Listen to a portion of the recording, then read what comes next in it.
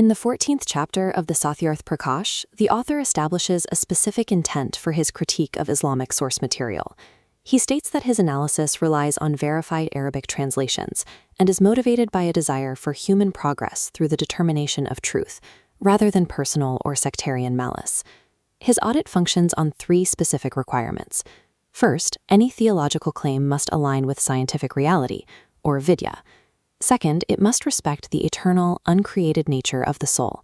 Third, it must adhere to a strict system of cause and effect justice, known as karma.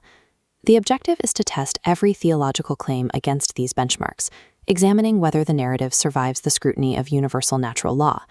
The author posits that a truly divine text will be indistinguishable from the unalterable laws of logic and nature. Findings of inconsistency or scientific error would suggest a human rather than divine origin. To map these findings, the chapter uses a theological ledger format to track verses against specific logical contradictions. This manuscript begins with the Bismillah, or in the name of Allah. The author notes that if these are the words of God, speaking in the third person about his own name implies a second entity. He also highlights the tension between a God defined as merciful and the simultaneous commands to slaughter animals for meat. Panning down the page, we find God described as the merciful Lord of the worlds. The critique argues that a deity cannot logically hold the attribute of universal mercy while issuing orders to kill those who do not believe in the text. The text describes a specific day of judgment, but the author argues that true justice must be continuous. Granting grace or salvation without a specific history of prior actions, or karma, is defined here as divine favoritism. There is also the issue of agency. If God seals the hearts of men or increases disease within them, those individuals lose the capacity for free will. Punishing a human for actions directed by the deity violates the requirements of absolute justice.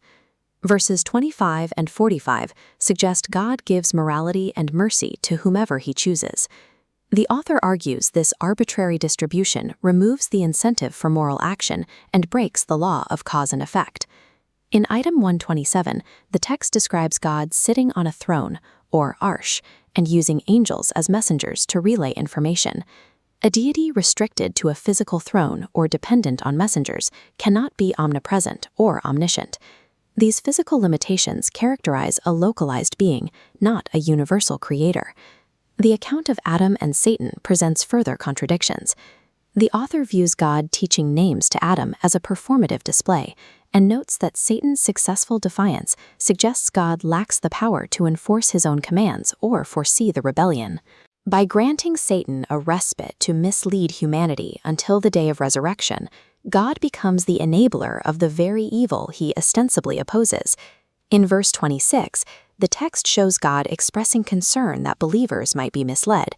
The author points out that an all-knowing entity would have no reason to express fear or uncertainty about the future behavior of his creation. A contradiction appears in the command for angels to bow to Adam.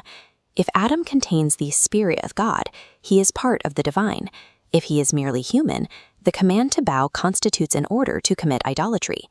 Finally, verse 110 describes God explicitly sending devils to incite sinners, creating an adversary, allowing him to corrupt mankind, and then dispatching devils to incite sin, shifts the origin of evil onto the Creator.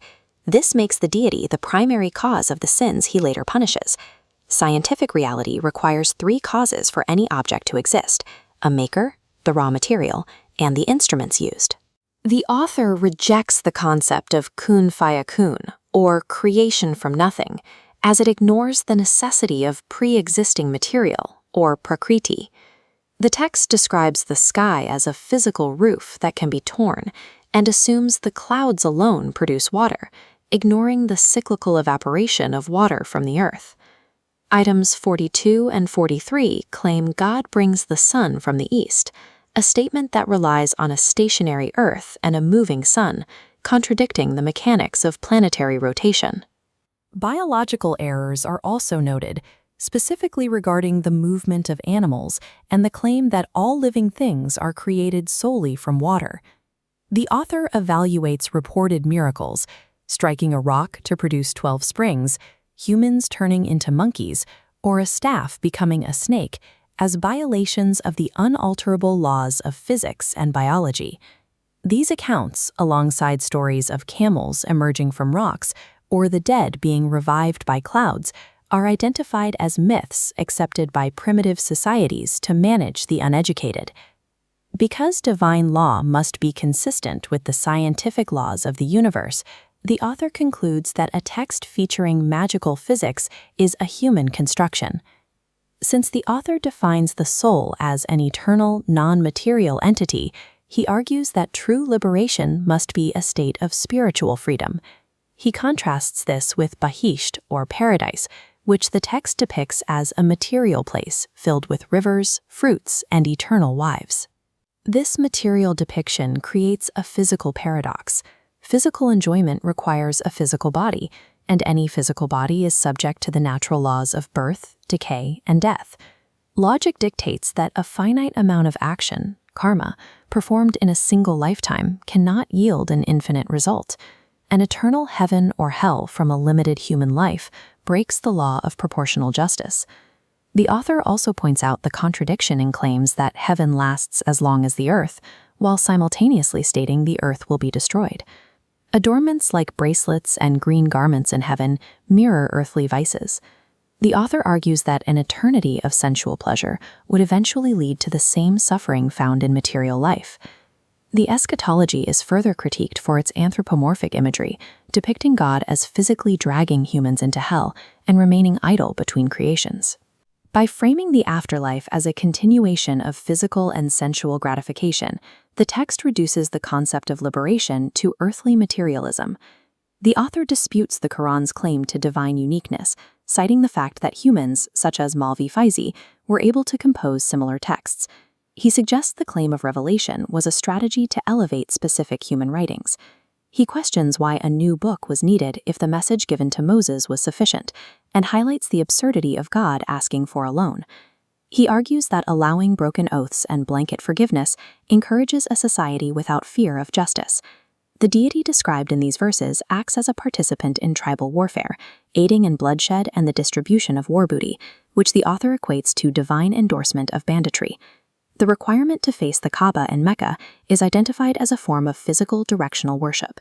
The author argues that dedicating a specific structure for prayer is effectively a larger form of idolatry, or Bari Butparasti. Throughout the Audit, God appears as a localized tribal leader, sending specific messengers to specific groups, and requiring physical obedience through a hierarchy of angels. Finally, the text provides specific social and marital allowances for the prophet that do not apply to the rest of the community, while portraying God as the keeper of physical keys to the heavens. The author concludes that an impartial creator of the universe cannot logically function as a partisan general or a provider of preferential social rules for a specific individual. To demonstrate how religious texts are manufactured, the author examines the Upanishad, a document that claimed to be an ancient Vedic text. Linguistic analysis reveals an impossible mixture of languages. The text uses Arabic words like Allah and Rasul, alongside Sanskrit terms like Mitra Varuna. Because these languages belong to different eras and geographies, their presence in a single ancient text proves it is a forgery. The author identifies this text as a product of Emperor Akbar's reign, created to artificially combine Islamic and Vedic traditions for political synthesis. The evidence shows the Upanishad is a historical invention. Similarly, the Audit in the 14th Samulas concludes that any text failing the tests of logic, science, and the law of karma is a human product, incompatible with a scientifically consistent creator.